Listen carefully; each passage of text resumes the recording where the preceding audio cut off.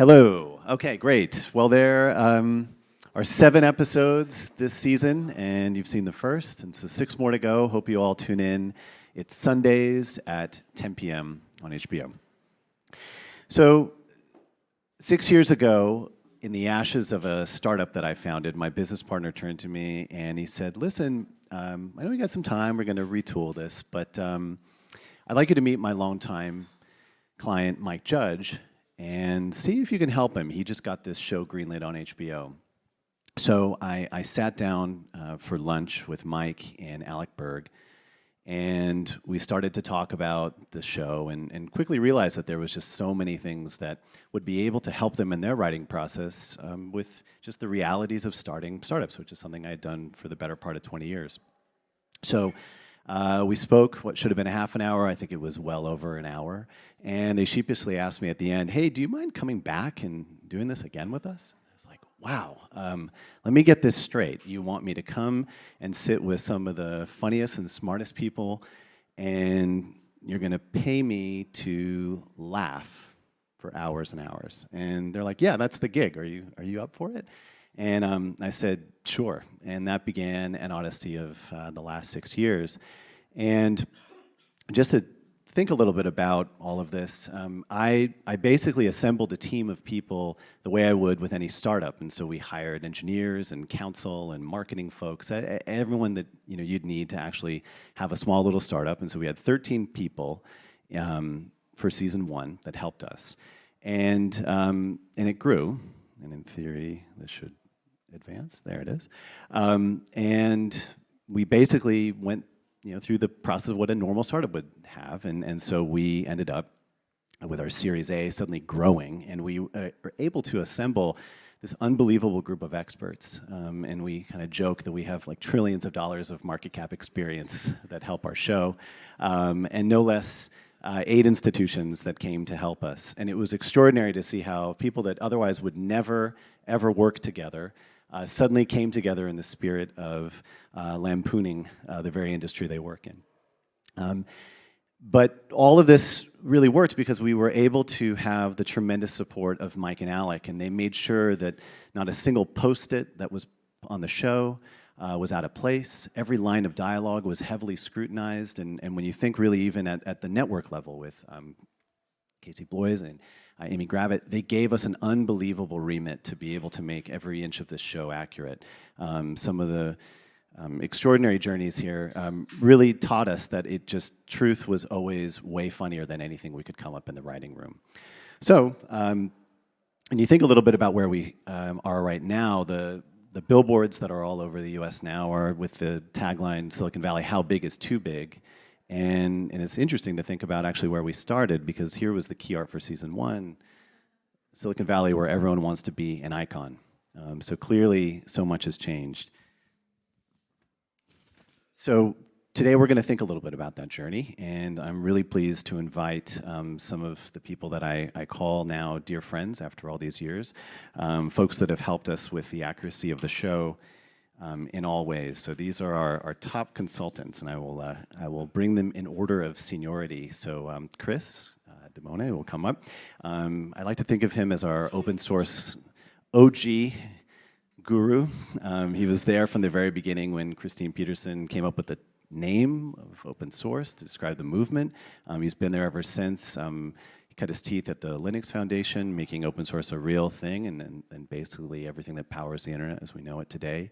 And he literally wrote the book on open source, as I found out. 2 of them, in fact, he tells me. And now he's at Google, where he is an incredible champion for open source projects all over the world, including, as we've come to remember, Mozilla, where he made sure that there was, as I hear, the right brand of cereal and fresh cherries in their micro kitchen. Chris has been so helpful to the show, in part because he just cared to get a lot of the hardware right. And so Chris actually shopped for Guilfoyle's servers with me. And we call upon him often, so it's great to have him here. Jessica McKellar, she is the founder and CTO of Pilot.com, She was an early employee and engineering manager at K-Splice, which was acquired by Oracle in 2011, and a co-founder of Zulip, a chat software company that was acquired by Dropbox. And that's where we caught up with her. It was this incredible meeting in which there were probably close to 60 people in the room, and Jessica was just this beacon for us of truth. She had such incredible stories, and we were like, who is that? And so we caught up with her on many occasions. Her stories on customer support and dealing with all sorts of craziness of startups made it in. There's the Ed Chambers arc, if you remember, with Jared, and also she was one of the cadre of women that came together to help define Carla in season 2, so just an incredible friend of the show. I should add that now she also is part of an NGO called The Last Mile, which it teaches job training and reentry for folks who are incarcerated, and so she teaches Python at the San Quentin State Prison, among other things. So it'll be fun to talk with her as well. All right, Sharon. Sharon Olick is president of Privacy Panacea. It's a boutique firm providing guidance on data protection and enablement. She's a passionate activist and executive on privacy matters, and she has been touting this for years and years, that we must care and we should care. And she's been able to help many great firms get out of a lot of sticky situations with privacy over the years. She was at McKesson and Blue Shield of California and Ask Jeeves. She's a member of the Department of Homeland Security's Data Privacy and Integrity Advisory Committee. She was also very helpful to Pied Piper as Dinesh got into all sorts of trouble with COPPA, if you remember, from 2 seasons ago. And she helped us define the finer points of a $21 billion fine that was leveled against Huli for privacy violations. So she's been great as well. Okay, and last but not least, Marvin Amori. Marvin is the general counsel for Protocol Labs, where he is actively working on issues around Web 3.0. Protocol Labs has been an inspiration for us on the show because they have a distributed storage solution, which has been for several seasons, the model of what Pied Piper has sought to bring to the world. Marvin looks at the big picture, and he, I think among many things, has been a tireless activist for the internet. He arguably saved the internet as part of an initiative to help preserve net neutrality years ago. And he, for this season, was so great in helping us do what you saw today, which was helping Richard prepare for his testimony in front of Congress. So Marvin has had an interesting time. I could have never imagined that we'd have someone who was so active in Washington advising a show like ours, but you know how the times have changed. So a round of applause for our panel.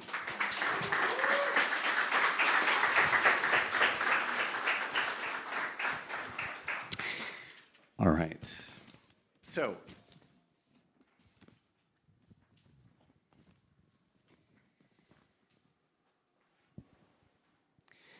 let's start with the congressional testimony, Marvin.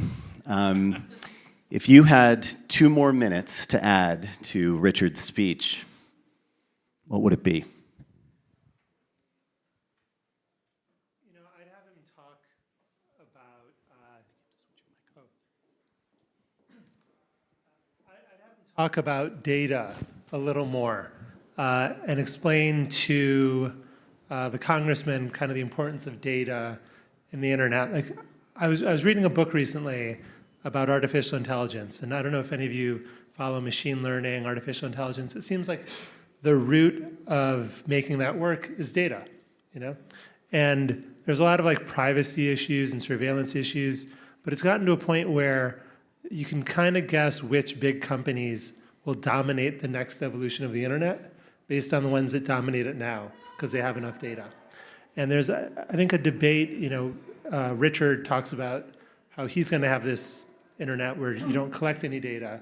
But I'd like to see him, you know, bring it to Congress and have Congress think through ways to try to unlock, you know, the competitive power that you can get when people, when a few companies don't control all our data. So Sharon, what would you add? What are the regulatory issues now that we deeply need to be speaking about?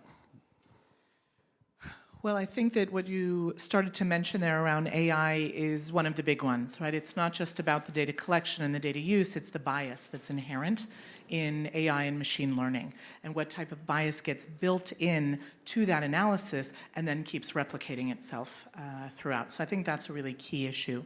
And the other is around true consent. And I don't mean the click on the box type of consent, but really consenting to uses and giving individuals ownership of their data. And I think that's an area where there's some interesting opportunity in this country in particular to really look at data ownership as a concept and as a value-driven approach as well as an individual rights approach. So this is maybe at a philosophical level, but what's so cool about what this episode shows is that Richard immediately has to shift gears and thinking not just about the principles of all this, but then suddenly he has Colin there, who's a key part of his network, and he's stuck with this conundrum, right, of what do I do with someone who has not followed our values? And I want to turn to Jessica, because you were a founder and a good representative of what a CEO might be thinking about. If what would happen if you were in Richard's position? Like, how would you approach this problem? The CCPA takes effect on January 1st here in California, so there's obviously issues that are ripe, but Colin is probably not too uncommon of a character here. So what would you do with him? Yeah, I think the thing that I would emphasize, and first off, I appreciate so much how no punches were pulled on Google, Facebook, Amazon in episode 1. I'm excited for what the remainder of the season is, because clearly you all decided you wanted to go hard on this topic, and I think that's Chris, fantastic. we'll get to you in a second. So I think it's fantastic. But and it's like when you see Mark Zuckerberg in front of a congressional testimony, and it's like, how did we get to this point? But the reality is that there's so much of the decision making about companies. It's done by the people who run it. I mean, it's just like regular human beings who had a good idea, they built it into something big, and then it's like people make these decisions. And so I think the fact that so many significant ethical decisions end up happening day to day with people who run important tech companies means that the scrutiny of the people at the top is really warranted. And you can have these folks have less power, or you can really scrutinize and regulate what's going on with them. I mean, Pilot is 2.5 years old, and we ran a company values exercise earlier this year, which sounds, it can sound like a fluffy, goofy thing, but you have to make decisions really quickly about who can your customers be? Pilot does bookkeeping. What are the bounds for us on what companies we would or wouldn't do bookkeeping for? It's not everybody. I can tell you that if ICE comes to Pilot and says, "Hey, will you do our books?" I'll be like, "Hell no, we're not taking your money." But that's like my decision, and as a company full of many different people, we have to come together and agree on sort of what our values are about the business decisions that we're willing to make. You need to write them down, and then you hold yourselves to what you've committed yourselves to when you're making hard decisions. And so it's good that Richard's instinct was, I have a value that we've committed to, and I want to stand by it. Clearly, when push came to shove on this, it was hard to be a completely ethical actor on this topic. But I think it's emblematic of decisions that are made all the time in all kinds of tech companies. The ones that we know about and the ones that we don't know about, too, that are part of the infrastructure of making the internet work. Sure. So Chris. Yes, Jonathan. I think that one of the interesting things for us when we were thinking about the writing of this show was that, yes, it is great to be principled. And yes, it was really interesting to think about how Richard would have an immediate conflict within his four walls. And yet, what Colin presented was an interesting puzzle, because what he said, look, I'm not using this data to spy on people, I'm just using this to make the program better. And it was actually Richard and kind of getting involved and taking this to the next level as he did that essentially gave Colin the idea of doing something much more than that. So, let's talk a little bit about this. Like we want everything is moved to the cloud. All of our applications have some sort of way of connecting with each other, and that the data that we can use about optimization is still a very real and important part of how businesses run day to day. So what do we do in this type of scenario where it's clear that there's a path to some benefits in collecting information? Well, it's funny because, I was thinking in the context of Colin and Hendricks and their fight, how many programs collect crash reporting data and the incredible amount of very personal data that gets hoovered in as part of these crash reports. I mean, there isn't a single software company that ships something that isn't collecting crash reporting data, right? Even if it goes down to like the logs from a website. And these things are incredibly personal, right? And so sometimes companies make that switch, like Colin's doing in the show, where he's like, wait, this data is better than just what I have for my game, which he's trying to improve, and everyone's like, who cares about a game? And then you see companies start selling data out the back end to advertising aggregators, Nielsen-like organizations, and that kind of thing. So, yeah, I mean, these are very real issues, and you see them universally. Like as Pilot grows and becomes this powerhouse, right? And Worth billions of dollars. Yes, well, please well, go on. So not ICE, but suppose the customs enforcement people, the people who keep fruit flies out of California, they come to you and they say, we really need help being more efficient.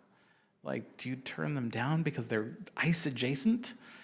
Right? I mean, these are real questions you end up having to answer as you ascend in the pantheon of tech companies, right? So, no, seriously though. I mean, I'm not joking. Not either. But as Hendrix's FACO Internet for Everybody gets out there, as you get more and more power, you have different decisions you have to make, and then we go before Congress and explain those decisions. So. It's like when you get really big. I think that we've learned about power just like from human history. We've learned about power is that you have to set up systems that make it impossible for power to be abused, or it will be. Maybe not by you, because you're a good guy, but the person who comes after you is not going to be a good guy, and you can't set him up to have all the power, right? So I think, Pilot doesn't have this problem, but if you're Facebook, you should have to, or you're Amazon, or whatever, Google, you should have to contend with the fact that saying I'm gonna be a good actor isn't good enough at scale. The system has to prevent bad action from happening. Marvin, you wanted to jump in?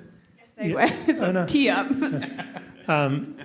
So, the interesting thing is Richard lied to Congress about whether or not his network was collecting headset data, which is exactly what Mark Zuckerberg did, which is why Senator Gary Peters sent a letter saying, hey, you said one thing and did another. So it's pretty much exactly what Zuckerberg, this is a Zuckerberg moment. And what we've seen over the last 10, 15 years is that over and over, I don't know if you remember, like Google would come out with a product or Facebook would come out with a product, and you think, wow, they're really hoovering up a lot of data. That's creepy. They just keep doing creepy stuff, and eventually you just kind of got used to it. Like I remember Street View was controversial. There were like riots in Germany, and they were hoovering up all this. And eventually people just got used to it. And there's a book called... The riots were... the protests were actually in Greece, but go ahead. Oh, Greece, okay. I heard about some in Germany too, from German people. What you have is you push it to the extreme, and then the government tries to catch up a few years later. By then, everyone's gotten used to it, and you move on. And if Facebook or Google had the technology that we saw on the show, how many of you think Facebook would deploy it? Right, like if they had that like compression and AI and the ability to, Amazon has Alexa, right? But half the room thinks that what we just saw, they would deploy it if they could, probably effectively. So we present as a contrast an alternative, and there is this vision of a decentralized internet, that Richard believes that he at Pied Piper can help create, one of the things that we found that was fascinating about the research for the show was that this is not actually a new concept. This is how the internet was originally designed. It was meant to be decentralized. The way that packets work is that they have the data as well as the instructions.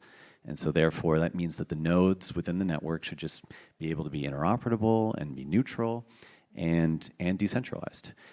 So here Richard's trying to return us to an older view of how the internet should have been. And I want to talk a little bit about the viability of that. So I'm going to start with Chris. So you've spent time with a lot of the open source projects that, in theory, laid a groundwork for all of this. And actually, the internet that we know of today came out of decisions that people made in the open source movement, right? I mean, there was no less the original act of open sourcing the Netscape browser. You could argue was the very first step. I mean, there's got to be this someone stuff. from Mozilla who wants to talk about Yes, that. that's right.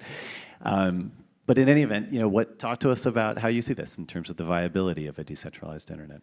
I would actually cast our eyes east, to Hong Kong and to Libya and to the Arab Spring, where you saw the rise of these applications that were using Bluetooth and Wi-Fi without centralized storage to pass messages around and pass coordinating data around. As like, that's kind of, there's a certain kind of internet that's happening there. And you see this with IPFS, you see this with some of these other distributed systems that it's really interesting to watch, right? And I said it, I was like in some interview and I was like, it's always a shame when people take these really cool decentralized communication systems and then Nazis take over, start, getting colonized by bad people. But because it starts with like these great idealistic folks, fighting against the Libyan government, the Iranian government, and the rest. I know I'm rambling and I apologize. But yeah, I sort of look towards those new applications for the central sort of freedom that people seem to have wanted from the internet. But the internet, it started having too many people on it, right? We have 2-some billion people on the internet communicating. There's just too many people, right? You have good and bad people, so yeah. So Sharon, you are in a unique position to advise the government on these matters, and as Chris was saying, that the power of decentralized technologies is obviously very potent, and good things and bad things can happen on those internets. Talk to us a little bit about how you see that. So first, I would say the government, as with any client, may or may not listen to what guidance is provided. So I'm just going to say that. I think that what's key for all of us to be doing in our different roles, whether it's as individual citizens, as attorneys, as speaking to Congress, as tech leaders, as privacy experts, is to be making sure that those who aren't as familiar with technology, which is a lot of folks at the governmental level, that they understand the true implications, the power, the responsibility, the downside, the risk, all of those things. And we can't assume that they understand them, that they just inherently know, right? When you mention AI and some of the concerns, right? Many people in this room start nodding their head, yep, there are some risks there, sure, it would be nice to have AI Sharon, I would love that for responding to people, like AI Dinesh, but there are a lot of risks in it, right? And so many people in this room get that inherently, and that is not the case at the governmental level. And so whether it's raising awareness to that through shows, or whether it's raising awareness by sitting on committees or advisory groups, or just lobbying your representatives, understand that every bit of that is really important. The lack of understanding at some of these levels may be shocking to you. Maybe it's not shocking, but I don't know. I watched the Congressional Testimony. Those people all seemed perfectly appraised, right? Yes, yes, but Marvin. it is improved. We run ads, Jonathan. Yes. We run ads. Yes. Right. But one thing I will just say about talking with the government, or the role in providing information through shows like this. So Jonathan mentioned the COPPA storyline in one of the earlier seasons, and I ran into one of the attorneys from the FTC at later on after the episode had aired, We were both speaking on a panel, and someone introduced him and said, Sharon worked with the show on that. And he got all excited. And for those of you who have ever talked with FTC attorneys, not super excitable, but he was super excited. And he said, I loved it. I got really nervous, what is he gonna think? He's there enforcing it, investigating companies. He said, I loved it, and that show did more to raise awareness about COPPA than the last 15 years of anything we have done. I thought, I'm done. I'm dropping my mic and I'm going home.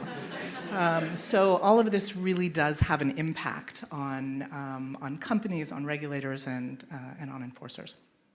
Awesome. So Marvin, you have a company that you're with, and you very much believe in this idea of Web3, the idea of a decentralized internet. And now Richard's kind of made the case to the world, but what can you say about the viability of this from your vantage point? I also am excited that within the first minute of the new season, he's touting a decentralized internet for the world. I'm one of these old internet lawyers now. I've been doing this for 20 years. And I remember in the early days, we were worried that Microsoft would take over the internet. Microsoft would leverage its power over operating systems, Windows, and take over the internet through the browser, et cetera. Right? That was the antitrust lawsuit against Microsoft, had to do with them destroying Netscape and dominating the browser world, trying to keep them from dominating web applications. And then there was a concern that Hollywood, big evil Hollywood at the time, which now is insignificant, big evil Hollywood keep getting bought by tech companies, right? would take over the internet through controlling copyright. And there was a whole bunch of fights and laws. And essentially the websites where you could share cat videos weren't destroyed, and user-generated content thrived. And then there was a worry that the phone and cable companies would take over the internet through their control of internet access. And then we had this principle called network neutrality that kept the phone and cable companies from blocking websites and creating fast lanes. So we always had this fear that people who had control, sort of a monopoly in something, wouldn't leverage it to ruin the competition and the innovation and the creativity in other parts of the internet. And while people weren't totally paying attention, I guess, Google, Facebook, Amazon, Apple have just become the largest companies in the world, who, really it seems like it's almost impossible to compete with them now. And they've done it through lots of different ways, right? Google controls, the portal, your sort of entryway into the internet, in terms, and the way they use that real estate can make or break companies. Facebook essentially controls identity on the internet. How many of you would delete Facebook were it not for login with Facebook on other applications, and just how useful it is and embedded it is across the internet as your identity layer. And obviously, Apple makes these awesome devices and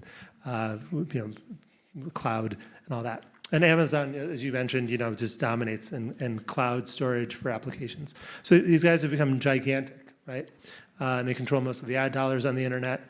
And so then the question becomes, how do you address that problem, or should you address that problem? From a regulatory perspective, you could have two kind of options. One, a kind of regulated monopoly, like, hey, Facebook, do a better job of making sure what's true and false. They've become kind of the PG&E of the internet in some ways, right? Yeah, right. They're too big to fail, and you regulate them. Or try to figure out ways, maybe through a regulatory perspective, to break them up, which Elizabeth Warren is talking about, or limiting them so that you don't have to trust some big actor and regulate it to do good. And then there are these technological solutions and options. And the one that we talk about the most on the show is the decentralized web. And here the idea is using technology to eliminate some of the control points that the big companies have. So one, if you think of Facebook, there's a company trying to replace Facebook with almost an open source database of identity, or a few of them, right? So Blockstack is one. So instead of log in with Facebook, you log in with Blockstack, and it's just sort of a database of identity, all encrypted, and you reveal the data you want or not, and no one owns or has that data other than you. You control it. Our company is trying to create a marketplace for storage, for data storage, so that all the smaller competitors with Amazon can use a protocol to create a marketplace to hopefully compete with Amazon. There's a whole bunch of different companies that essentially are trying to create open source software that creates, that leverages all of the phones and computers on our desks to together collectively compete with giant companies. So that's a long explanation, but essentially, He is the lawyer on the panel, so yeah. you guys got your So I'll full leave it. explanation. I'll leave it there. But the point is, there's definitely a problem, and people are trying to think through a solution. So I'm going to end with this thread here with Jessica. So you are a founder and CTO of a company that in theory could make its presence on the Web3, and you in theory could architect your company in such a way that it could conform to these types of ideals. What say you? Is this viable? Is this something that you guys can do? I think that maybe some of the principles, I can't give a real answer to that, but some of the principles or things to think about. One is like the users of technology, this is end consumers, but also business consumers of technology, are mostly going to do the thing that is easiest. We typically act with convenience. We want to be in the networks where the rest of where our friends and family are. And so I think it's important as new generations of alternative systems, want to come into this world and compete with all of these enormous established quasi-monopolistic players. I think we have to make sure that it's possible for these ideas to have the chance to be successful and to be nurtured and things like that. And to really communicate the value prop and to think about the end convenience of the potential consumers of these technologies. And some of that might look regulatory though, because if it's really easy to use Facebook for everything, because everybody on the planet's on Facebook, and it's this identity layer that's just omnipresent on the internet, it's hard to compete with that from the beginning. So I think setting up the environment where there's the possibility that these things can be successful. And just to add a business slant to that too, we can't know for sure what an alternative would look like where Facebook and Amazon and Microsoft and Google and whoever didn't have such dominant market share. What we do know is there are a lot of people who are smart, creative people who have put their energy into making these companies successful, where they might have been doing something else if there were the space to create companies that weren't definitely going to get squashed out or acquired by these quasi-monopolies. And it's interesting to think about, or to be hopeful that there can be, that there's this space for a creative next generation of social experiences or other types of experiences on the internet. I think people reminisce really fondly about like GeoCities these days. Like the weird, quirky, fun, people miss MySpace, and you miss when it was fun to go to your friend's web ring. And like why is there a nostalgia for that? And it's because we didn't all have to do the same thing. People were figuring out what resonated with them. And I think that this is cyclical, but I think we're in a part of a cycle where people want to get back to privacy, and they want to get back to doing something that doesn't have to be what the narrowly tailored web UI on this particular website says you have to do. And I think that's beautiful, and that's just like part of human nature, that people get tired of what has been and are excited for what is possible. Awesome. All right, so we're gonna just lighten the mood a little bit now, since this is all heavy, difficult regulatory issues and the future of the internet. So let's get down to some nostalgia and looking back at the show itself, and maybe let's start first with the characters. So I want Chris, you've been with us the longest. Favorite character? Why? It's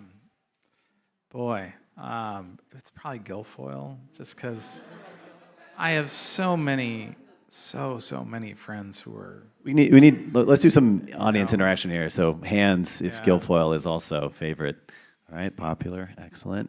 It's just the sardonic, dry hopelessness, you know, anyway, yeah. All right. I love me some. We're going to go down the line, so Jessica. I have a lot of empathy for, well, actually, I have a lot of empathy for Jared, I would say specifically.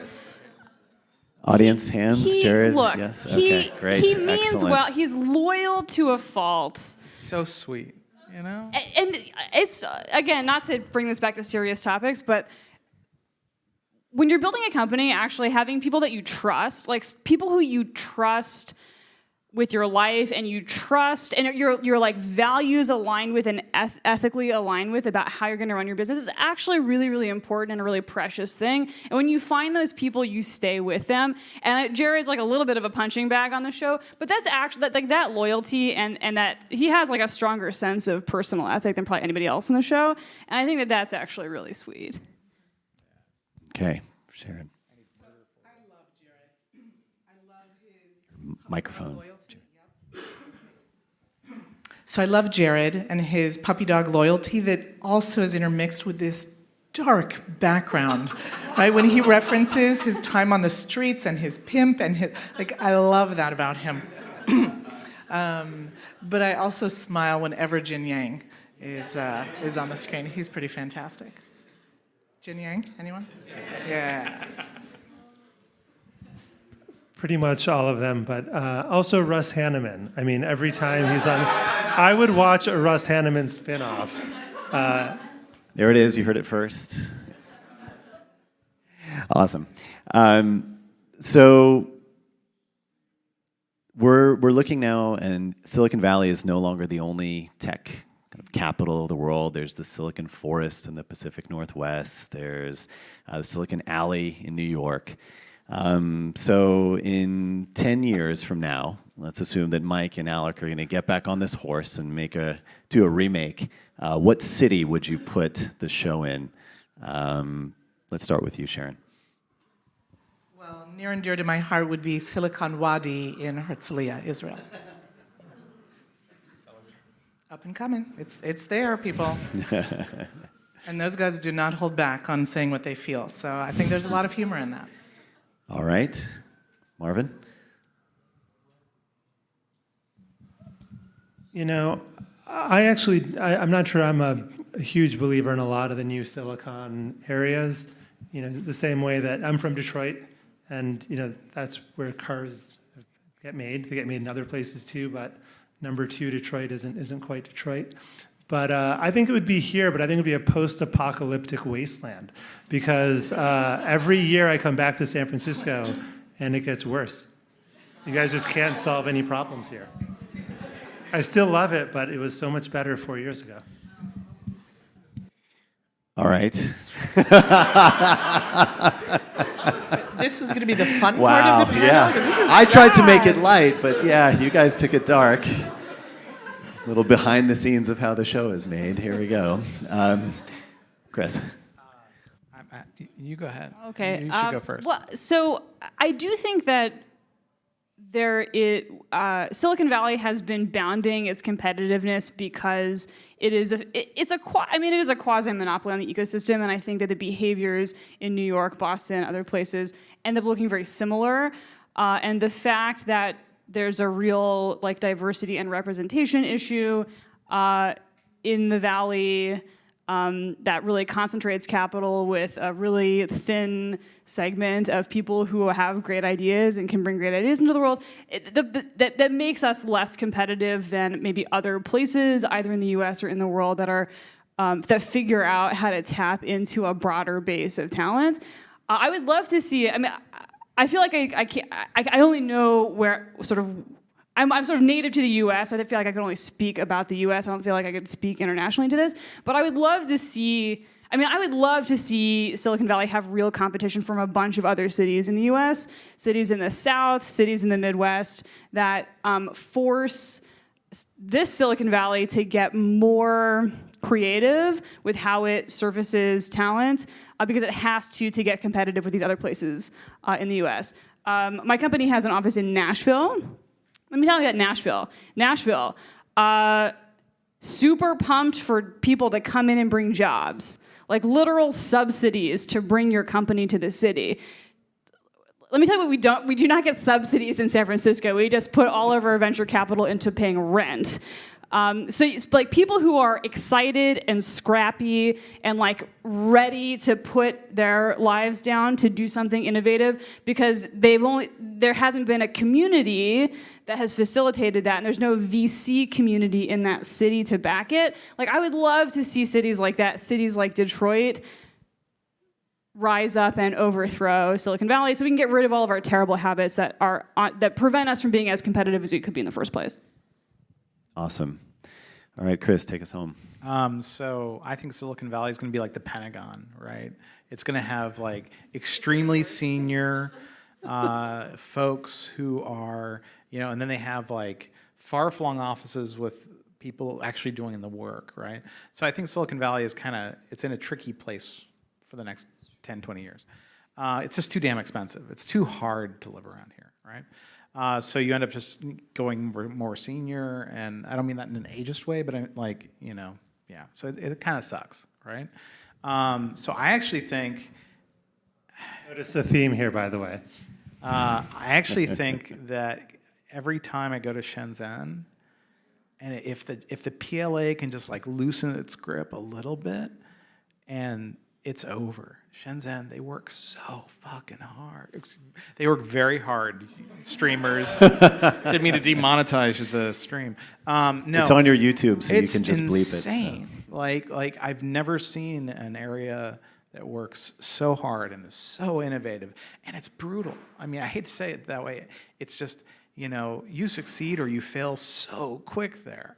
But when you succeed terrifically, So, yeah. So I think, honestly, it's whatever the Silicon Valley dopey portmanteau for Shenzhen is, So, yeah. Yeah, I had the interesting experience of launching the show in China, and it was extremely eye-opening. And the interviews that I got there from the press were easily the most detailed interviews. I had like a 2-hour interview and, sequential translation, and this guy knew the show better than I knew it. It was wild. They say, however, that it's unrealistic. And the reason why is because Richard is just too much of a wimp. So think about that. All right. Well, I'm going to close with one last question here, lightning round. You just have to just answer. Don't think too much. Marvin, spaces or tabs? I went to the non-engineer, so as all you might remember, that Richard had to make a choice as to whether or not he was going to continue the relationship with his girlfriend. She was using spaces, and he was using tabs in his coding. So there's the setup. We're going to take an audience vote in a second, but here for our expert panel. I'm not a developer. There we go. So not on the keyboard. Okay. Definitely tabs. All right. She's with Richard. Okay. Okay, so it needs to be spaces. You can configure your text editor so the tabs are converted to spaces, and everyone's fine. Everyone is fine. So I didn't grow up with Python. So if you use Python, and tabs are anathema because you end up having these crazy, long programs, very wide programs, right? So I would go with tabs because I'm older than Python. Okay. And it just always worked for me for doing my contextual spacing. All right, so when we first took on this story topic, and it was easily the most colorful thing, we had heard from our experts that we actually called a group of developers who were friendly with the show, and we said to them, hey, we need to know about which one should we choose, right? Because Richard had to choose one. And so the developers kind of talked amongst themselves, and then we got a text message back from one of them going people are breaking bottles and there's going to be a fight. So clearly this was a controversial matter. So without any violence here, I will take a vote. So tabs, hands? Right. Very Be weak. proud. It's very meek. Raise your hands You've got to high. just put it up there. You got to stand for what you believe in. Only one. No, there was 3. Okay, there are three. Yeah. Okay. And spaces. Yeah. Oh, wow. Yeah, that's what I thought. Oh. Okay. Well, on that note, you can take this debate further. This has been such a pleasure. I just want to give a shout out to Greg, who is here, and he marshaled a lot of the people that are in this room. Yeah, go ahead, please. Sorry, Yeah. I just, again, not to bring it back to real life. Raise your hand if you live in San Francisco. Great. So there's an election on November 5th, and you should vote in the election. You can register to vote you can vote, if you're not registered, you can vote and register same day at City Hall. And it's really important that you all vote in this election. I want to highlight one particular vote on the ballot that you might not be familiar with. For the first time in 100 years, we are voting for a district attorney, and there's no incumbent in the race. The district attorney decides if someone is charged, and if so, what they're charged, like what they're charged with. And this affects everything from how we deal with kids in the criminal justice system, how we criminalize, or hopefully not, homelessness, stuff around ICE and people with maybe sensitive immigration statuses, and addressing racial inequity in our criminal justice system. So if you don't know who you're voting for district attorney on November 5th, you should research that, and then you should definitely vote on November 5th. Pinky promise? Great, thank you. So vote and also watch. But thank you all for being here. We really appreciate it. One more round for our panel. And for Mozilla as well for putting on such a great exhibit. Please do check it out. It's awesome. And for Jonathan, the leader, our fearless leader. Thanks. Have a good night.